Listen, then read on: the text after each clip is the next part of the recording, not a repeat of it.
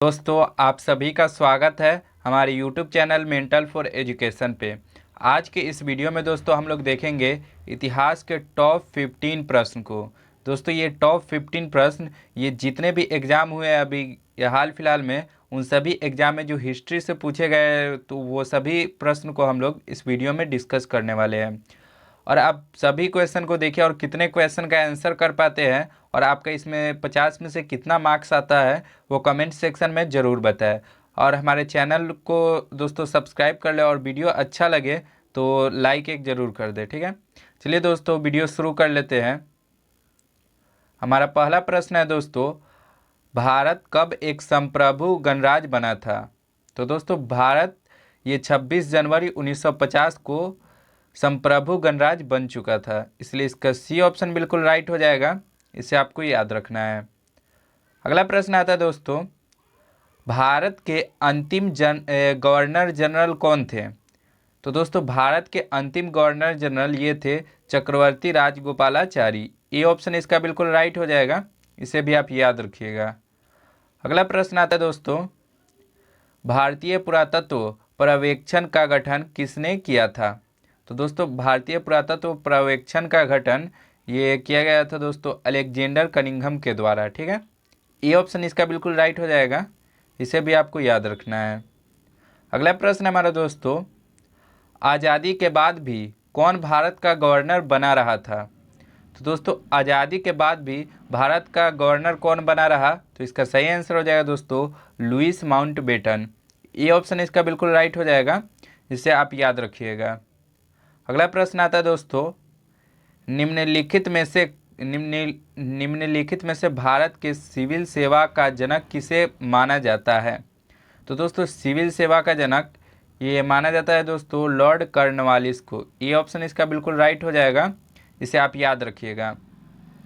अगला प्रश्न है हमारा दोस्तों, डॉक्ट्रिन ऑफ लैप्स नीति किसने बनाई थी? तो दोस्तों डॉक्ट्रिन ऑफ लैप्स नीति ये लॉर्ड डलहौजी के द्वारा बनाया गया हुआ था, इसलिए इसका सी ऑप्शन बिल्कुल राइट हो जाएगा, इसे भी आप याद रखिएगा। अगला प्रश्न आता है दोस्तों, भारतीय संविधान के अस्तित्व में आने से पहले डैश भारत का आखिरी गवर्नर था? तो दोस्तों भारतीय संविधान के अस्तित्व में आने से पहले कौन आखिरी गवर्नर बने थे? तो इसका सही आंसर हो जाएगा दोस्तों चक्रवर्ती राजगोपालाचारी। ये ऑप्शन इसका बिल्कुल राइट हो जाएगा, इसे आप याद रखिएगा। अगला प्रश्न हमारा दोस्तों, स्वतंत्र भारत के गवर्नर जनरल कौन थे? तो दोस्तों स्वतंत्र भारत के गवर्नर जनरल ये थे दोस्तों लॉर्ड माउंटबेटन। बी ऑप्शन इसका बिल्कुल राइट हो जाएगा, इसे भी आप याद रखिएगा। ठीक है, अगला प्रश्न देख लेते हैं दोस्तों, बंगाल सती विनियम 1829 भारत के किस गवर्नर जनरल द्वारा लगाया गया? दोस्तों ये जो बंगाल सती विनियम 1829 ये भारत के दोस्तों ये लगाया हुआ था लॉर्ड विलियम बेंटिक जो गवर्नर थे, गवर्नर जनरल, इनके द्वारा लगाया गया हुआ था। ठीक है, इसलिए इसका बी ऑप्शन बिल्कुल राइट हो जाएगा, इसे भी आप याद रखिएगा।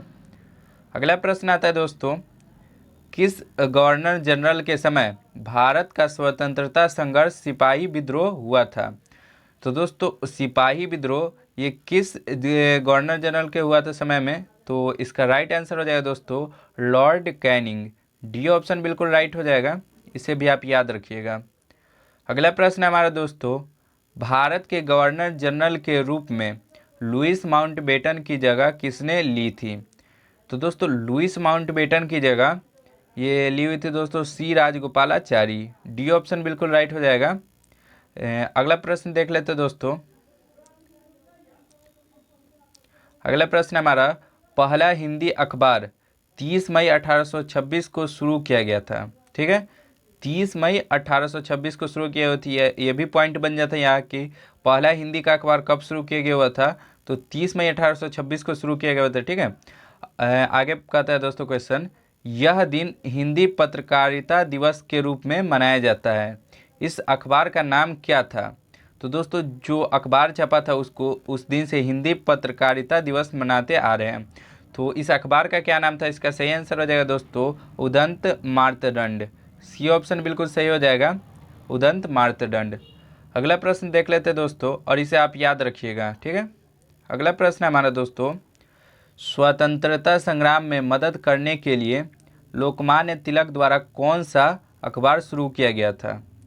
तो दोस्तों लोकमान्य तिलक द्वारा कौन सा अखबार शुरू किया गया था, तो सही आंसर हो जाएगा दोस्तों केसरी। ये ऑप्शन इसका बिल्कुल राइट हो जाएगा, इसे भी आप याद रखिएगा।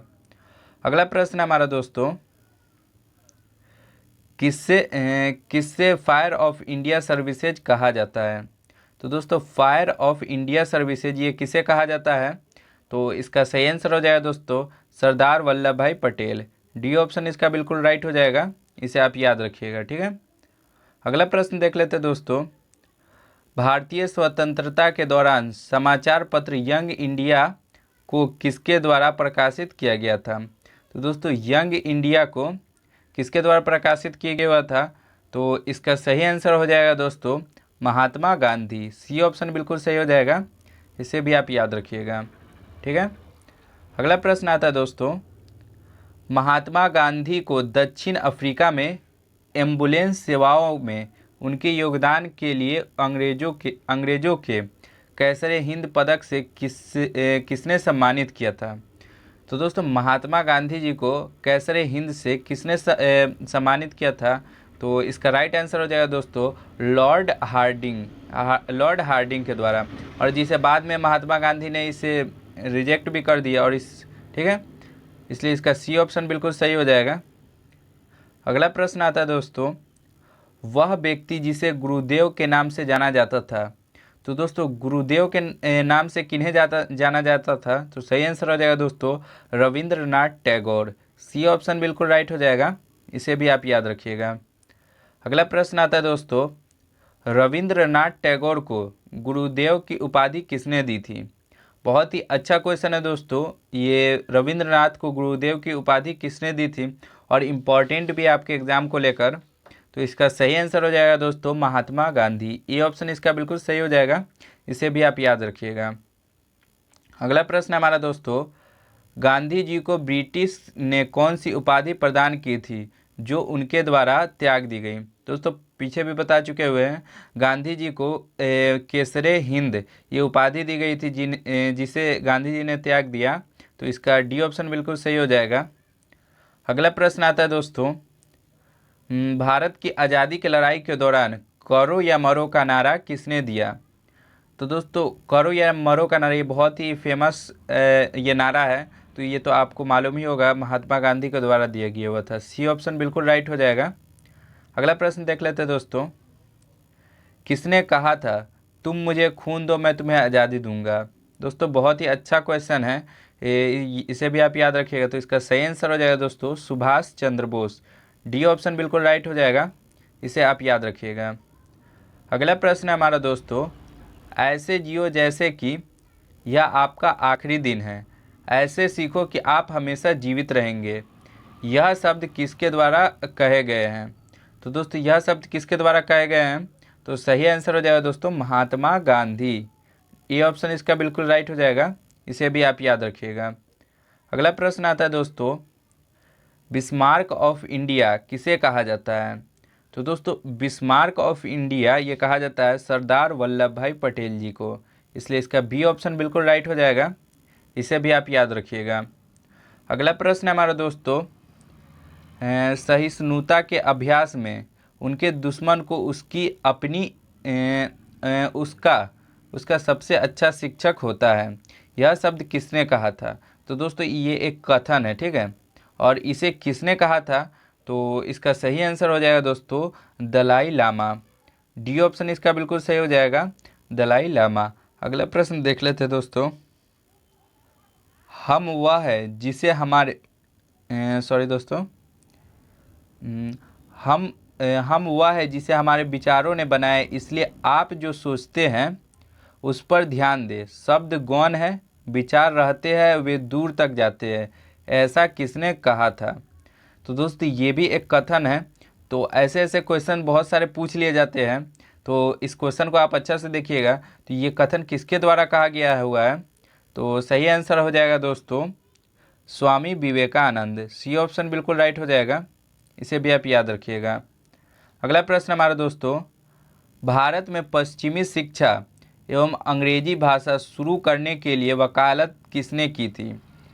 तो दोस्तों पश्चिमी शिक्षा एवं अंग्रेजी भाषा को शुरू करने के लिए वकालत किसने की थी? तो इसका सही आंसर हो जाएगा दोस्तों राजा राममोहन राय। बी ऑप्शन बिल्कुल सही हो जाएगा, इसे भी आप याद रखिएगा। अगला प्रश्न हमारा दोस्तों, भारत में शिक्षा की प्रगति की समीक्षा हेतु विलियम हंटर समिति का गठन किस वर्ष किया गया था? तो दोस्तों विलियम हंटर समिति का गठन ये किस वर्ष किया गया था? तो सही आंसर हो जाएगा दोस्तों 1882 ईस्वी में। ये ऑप्शन बिल्कुल राइट हो जाएगा, इसे भी आप याद रखिएगा। अगला प्रश्न है हमारा दोस्तों, वयस्क शिक्षा संगठन ज्ञान प्रसारक मंडली की शुरुआत डैश ने की थी? तो दोस्तों किसने की थी ज्ञान प्रसारक मंडली की शुरुआत? तो इसका सही आंसर हो जाएगा दोस्तों दादा भाई नौरोजी। ये ऑप्शन इसका बिल्कुल राइट हो जाएगा, इसे भी आप याद रखिएगा।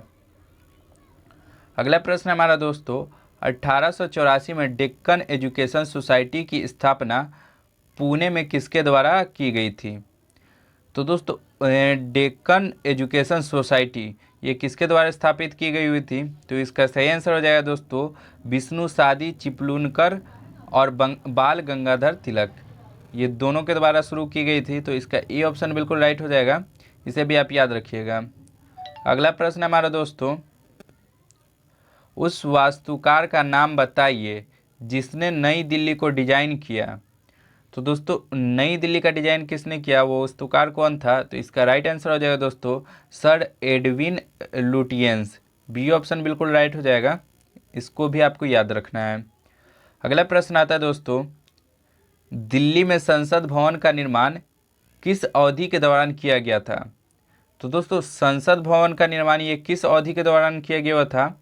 तो इसका सही आंसर हो जाएगा दोस्तों 1921 से 1927 के बीच में, इसलिए इसका सी ऑप्शन बिल्कुल राइट हो जाएगा, इसे आप याद रखिएगा।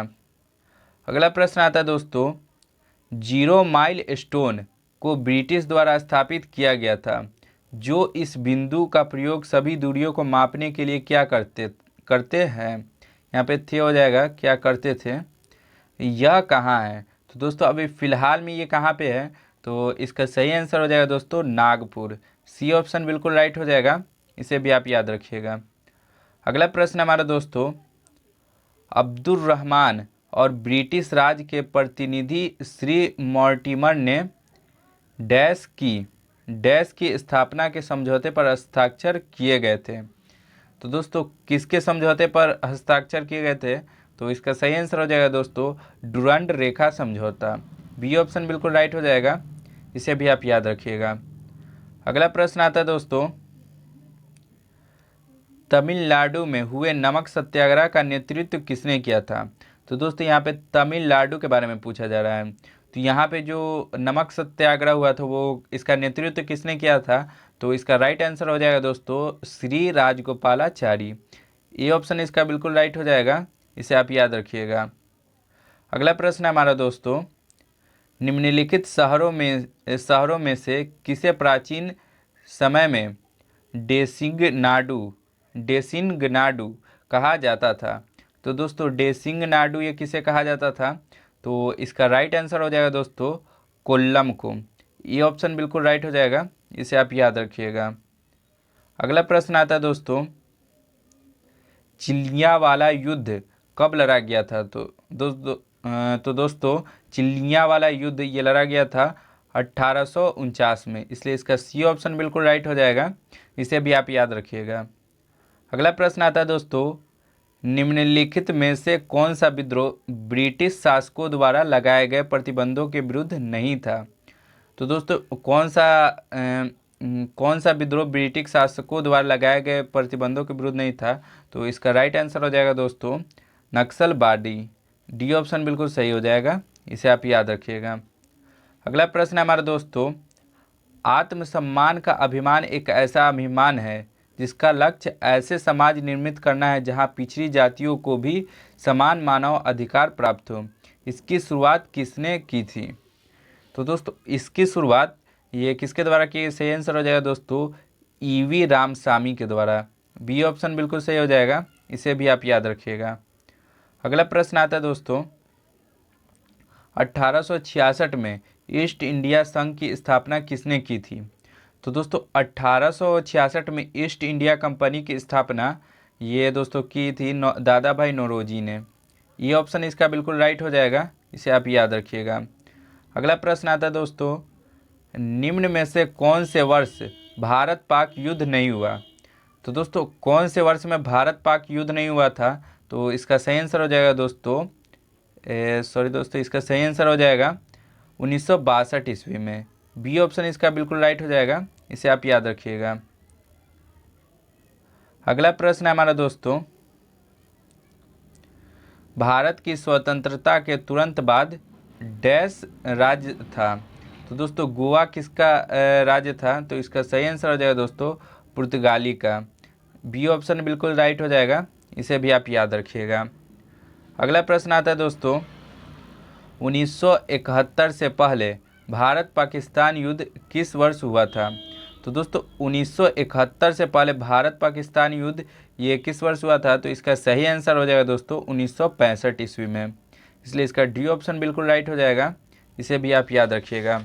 अगला प्रश्न आता है दोस्तों, चार्ल्स विल्किंस का भगवत गीता का अंग्रेजी संस्करण पहले किस वर्ष में प्रकाशित किया गया था? तो दोस्तों भगवत गीता के जो अंग्रेजी में अनुवाद हुआ, जो चार्ल्स विल्किंस के द्वारा किया गया, ये किस वर्ष प्रकाशित हुआ? तो इसका सही आंसर हो जाएगा दोस्तों 1785 ईस्वी। सी ऑप्शन इसका बिल्कुल राइट हो जाएगा, इसे भी आप याद रखिएगा। अगला प्रश्न हमारा दोस्तों, निम्नलिखित में से कौन सा एक इस समूह से संबंधित नहीं है? तो दोस्तों समूह से संबंधित कौन नहीं है? तो इसका सही आंसर हो जाएगा दोस्तों gateway of India. C option इसका बिल्कुल राइट हो जाएगा, इसे भी आप याद रखिएगा। अगला प्रश्न आता है दोस्तों, किस भारत पाक युद्ध के बाद ताशकंद घोषणा हुई थी? तो दोस्तों ताशकंद घोषणा किस भारत पाक युद्ध के बीच हुई थी? तो इसका राइट आंसर हो जाएगा दोस्तों 1965 का भारत पाक युद्ध के बीच में। बी ऑप्शन इसका बिल्कुल राइट हो जाएगा, इसे भी आप याद रखिएगा। अगला प्रश्न आता है दोस्तों, बांग्लादेश को किस देश से स्वतंत्रता मिली?